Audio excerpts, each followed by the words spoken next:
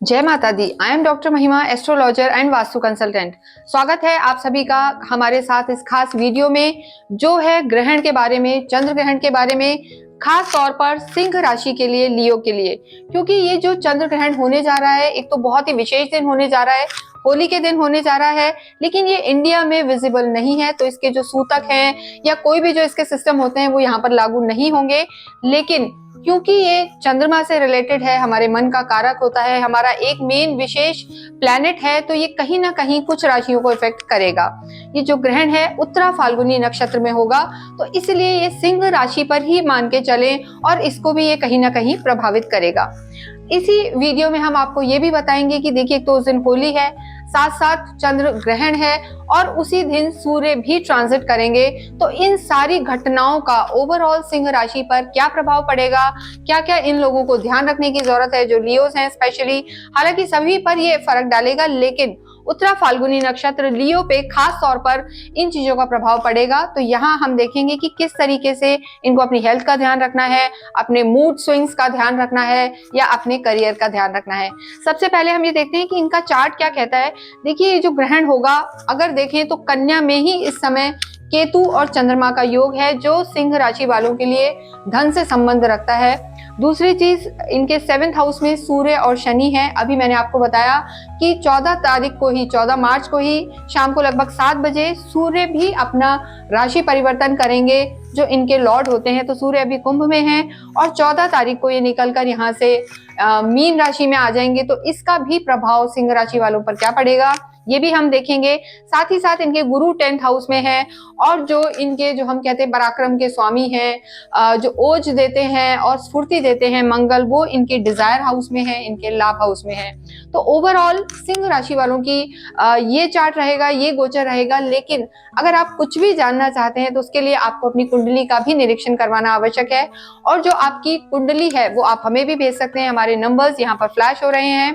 और उससे पहले आपको ये भी जानना जरूरी है कि ये जो पूरा वीडियो है, इसको आप अपने आप से कैसे रिलेट कर सकते हैं। आपका मून आपकी कुंडली में अगर कहीं भी प्लेस है, वहां नंबर 5 लिखा है, तो आप सिंह राशि के हैं, लियो हैं। और देखिए, इसमें सबसे बड़ी चीज ये है कि सिंह लगन वाले भी इस वीडियो को देख सकते हैं, सिंह राशि वाले भी, साथ ही साथ जिनका नाम अगर एम से है और जितने भी लेटर्स होते हैं जो सिंह से रिलेट करते हैं, वो भी इस वीडियो को देख सकते हैं। या आप इस वीडियो को अपने फ्रेंड्स को जो लियो हैं उन्हें भी शेयर कर सकते हैं। एक और विशेष चीज, सूर्य देवता का आशीर्वाद आपको मिलता रहे, तो आप अवश्य ही कमेंट बॉक्स में ओम भास्कराय नमः लिखें। इससे आप देखिए कि कैसे आपके भाग्य को बल मिलता है, वृद्धि मिलती है। अब मेन चीज ये है कि जिस दिन होली है उसी दिन ग्रहण होने वाला है। और देखिए, कहीं ना कहीं ग्रहण, जैसे हम नाम से ही जानते हैं, जब भी केतु, चंद्रमा या राहु, सूर्य साथ होते हैं और एक दूसरे से 180 डिग्री पर आ जाते हैं, तो ये ग्रहण की सिचुएशन बन जाती है। अभी ये ग्रहण ट्रांजिट में है, लेकिन अगर आपकी कुंडली में भी कहीं भी केतु और चंद्रमा साथ हैं, या राहु सूर्य साथ है, या राहु और कहीं ना कहीं हम कह सकते हैं चंद्रमा है, तो ये ग्रहण की स्थिति हो जाती है। इसमें व्यक्ति का भाग्य कहीं ना कहीं थोड़ा सा कमजोर हो जाता है।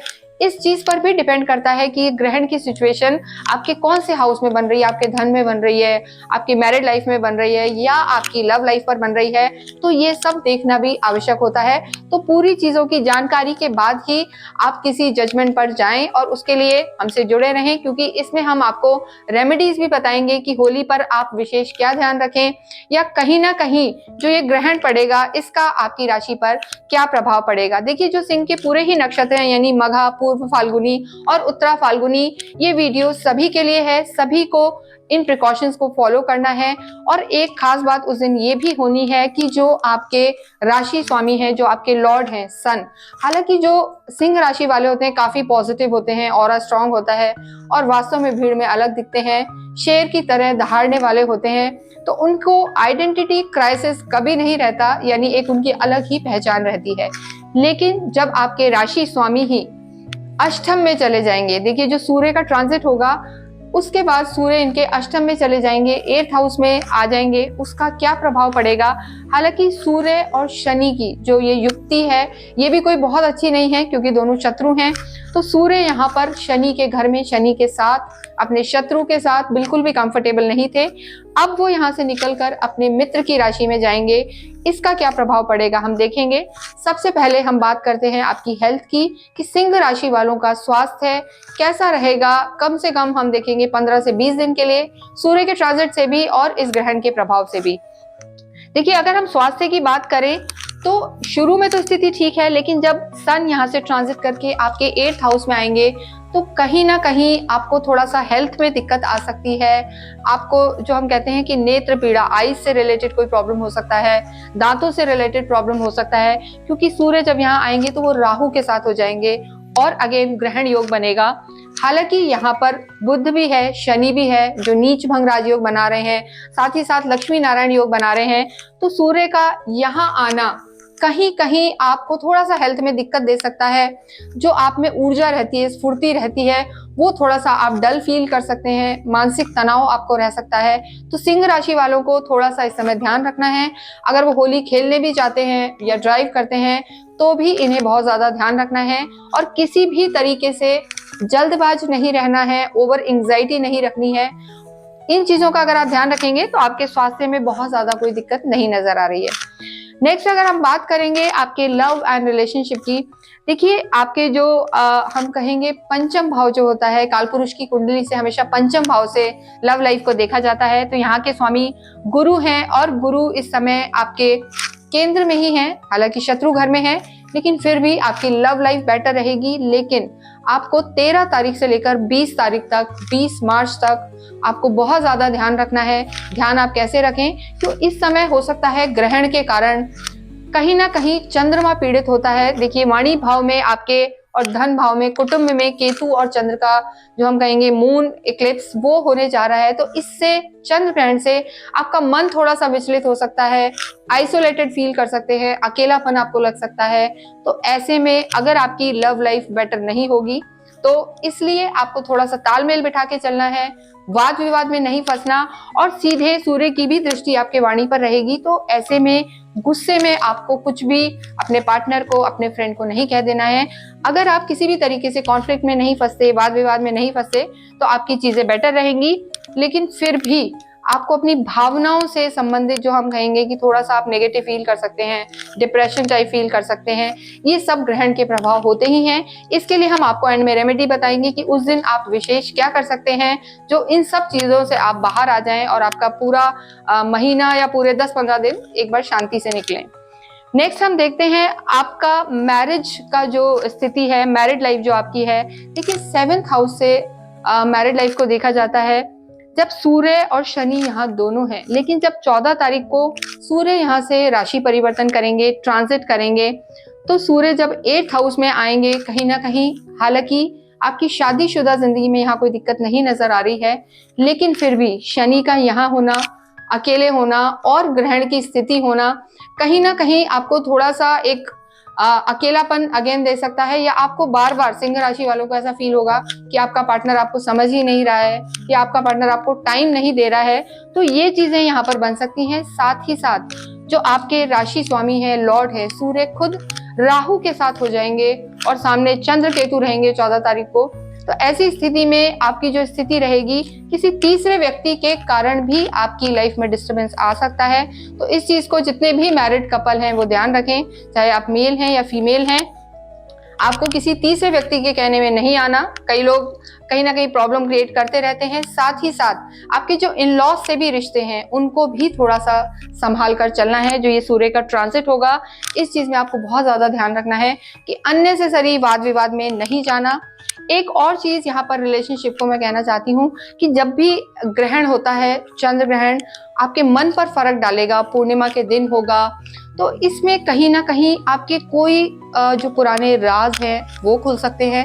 ऐसा नहीं है वो चीजें सबके लिए हैं, लेकिन फिर भी कोई ऐसी गलती, कोई ऐसी चीज, कोई गलत साइन जो आपने दुनिया को नहीं बताया, आप नहीं चाहते थे सामने आए, तो वो इस समय खुल सकता है। तो उसको बहुत अच्छे से आपको हैंडल करना है।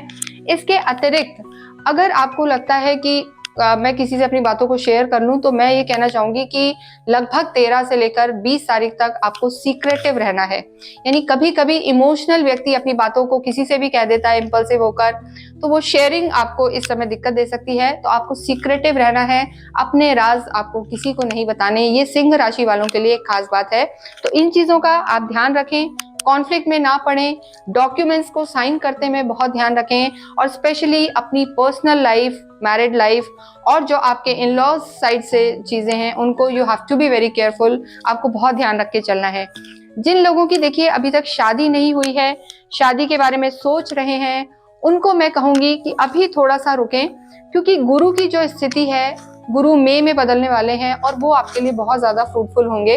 अगर आपकी कुंडली में अभी भी गुरु बहुत अच्छी सिचुएशन में है तो भी विवाह के लिए आप कुछ समय के लिए रुक सकते हैं, आपको रुकना चाहिए।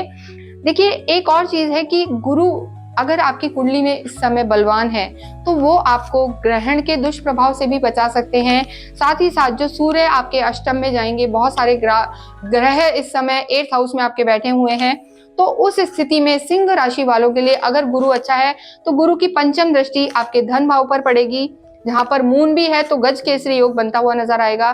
साथ ही साथ आपके सुख भाव पर भी पड़ेगी। जो ये ग्रहण है, चंद्र ग्रहण, जो आपकी माता को कहीं ना कहीं तकलीफ दे सकता है, तो वो उनको भी हेल्प कर सकता है, आपके रिश्तों को अच्छा रख सकता है और आपके सुखों को बढ़ाने वाला होगा ये अतिचारी गुरु। तो गुरु आपकी कुंडली में अच्छा हो ये आप जरूर देखें। साथ ही साथ जो आपके दुश्मन हैं, जिन चीजों में मैंने आपको बताया कि कोई आपको ब्लैकमेल कर सकता है, किसी कॉन्फ्लिक्ट में आप फंस सकते हैं, कोर्ट कचहरी की चीजें भी आपको परेशान ना करें, तो गुरु की जो 9वीं दृष्टि है वो आपके 6th हाउस में रहेगी, तो वो आपको अपने दुश्मनों से भी बचाएगी, आपकी हेल्थ को भी ठीक करेगी, और जो आपके अभी ऋण चल रहे थे अगर किसी भी तरीके के लोन से, तो वो भी आपके फास्ट ट्री पे होंगे। कोई भी खगोलीय घटना हो उसके अच्छे भी प्रभाव होते हैं और बुरे भी प्रभाव होते हैं।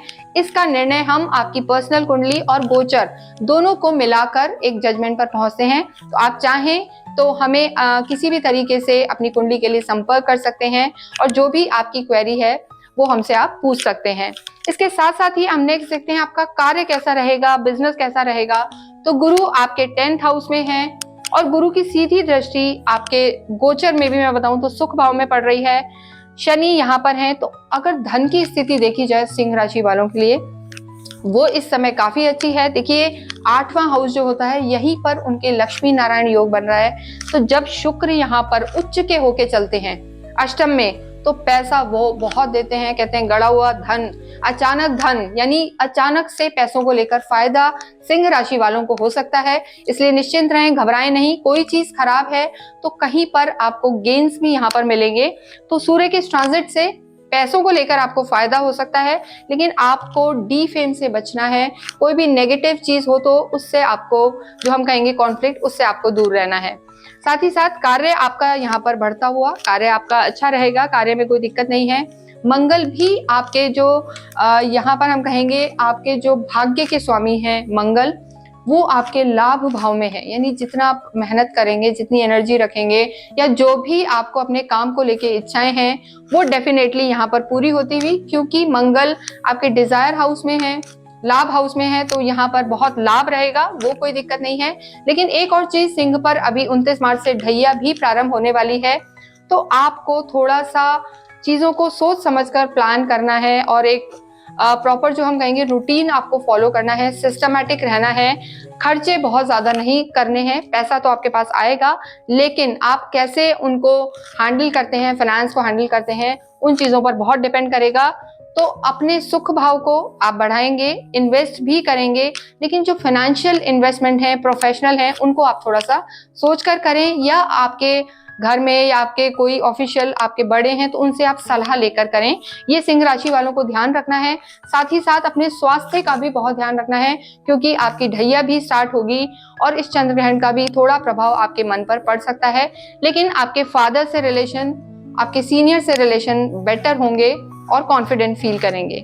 नेक्स्ट हम बात करते हैं स्टूडेंट्स की। विद्यार्थियों के लिए देखिए गुरु ही यहाँ के आपके स्वामी हैं, तो विद्यार्थियों के लिए समय अच्छा है, फोकस्ड रहेंगे, चीजें आपकी बेटर होगी।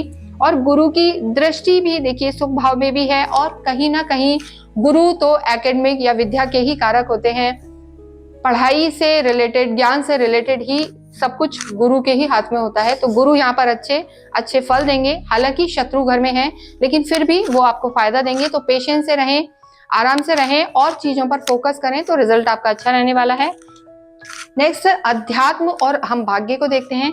देखिए, आध्यात्मिक आप होते हैं और साथ ही साथ गुरु आपके केंद्र में ही है, गुरु भी केंद्र में है, शनि भी केंद्र में है, तो आप आध्यात्मिक रहेंगे। राहु, सूर्य, बुध और शुक्र का अष्टम में होना कहीं ना कहीं आपको गूढ़ विद्याएं, गूढ़ रहस्य सिखाएगा। तो ये चीजें आपकी बढ़ती हुई और आध्यात्मिक यात्राएं भी हो सकती हैं, ट्रैवल भी हो सकता है, लेकिन उनमें थोड़ा सा ध्यान रखें क्योंकि आगे ढैया भी स्टार्ट होगी। तो केयरफुल रहें अपनी हेल्थ को लेकर। साथ ही साथ आपके जो भाग्य के स्वामी हैं मंगल, वो आपके लाभ भाव में है। ये एक बहुत अच्छा साइन है, यानी जो आपकी चीजें हैं, भाग्य आपका बहुत सपोर्ट करेगा।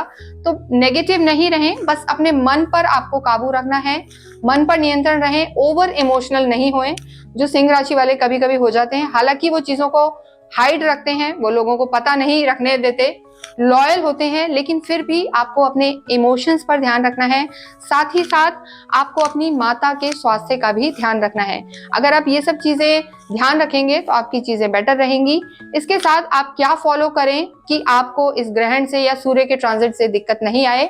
देखिए, होली वाले दिन, जैसे जिस दिन होली का दहन होगा उस दिन सभी सिंह राशि वाले, लियो वाले जरूर ध्यान रखें कि गुड़ लें। गुड़ को आपको जरूर से भगवान का नाम लेके और 4 से 5 बार ओम नमो भगवते वासुदेवाय चैंट करके होलिका दहन में आपको गुड़ और गेहूं अवश्य डालना है। साथ ही साथ होलाष्टक चल रहे हैं, तंत्र, नेगेटिविटी, ब्लैक मैजिक इस समय बहुत होता है। तो अगर कोई भी इस तरीके की बाधा फील करता है, बीमारी फील करता है, तो सिंह राशि वाले अपने ऊपर से फिटकरी 7 टाइम्स घुमाएं एंटी क्लॉकवाइज और उसको भी होलिका दहन में डाल दें। इसके अतिरिक्त आपके जो स्वामी हैं, लॉर्ड हैं सूर्य, वो भी 14 मार्च को ट्रांजिट कर जाएंगे अष्टम में। आपको सूर्य की आराधना अवश्य करनी है। सूर्य को नित्य जल चढ़ाएं, आदित्य हृदय स्रोत का पाठ करें। साथ ही साथ जो मदार की लकड़ी होती है वो आप होलिका दहन में अवश्य डालें। और जिस दिन होली खेलते हैं उस दिन आप ईशान कोण में सुबह सबसे पहले उठते ही नहा धोकर थोड़ा सा गुलाल अवश्य छिड़कें और कुछ धन आप दान पुण्य के लिए निकालें। तो चाहे ये ग्रहण हो या चाहे सूर्य का ये ट्रांजिट हो, आपको किसी भी तरीके की नेगेटिविटी नहीं पहुंचा पाएगा।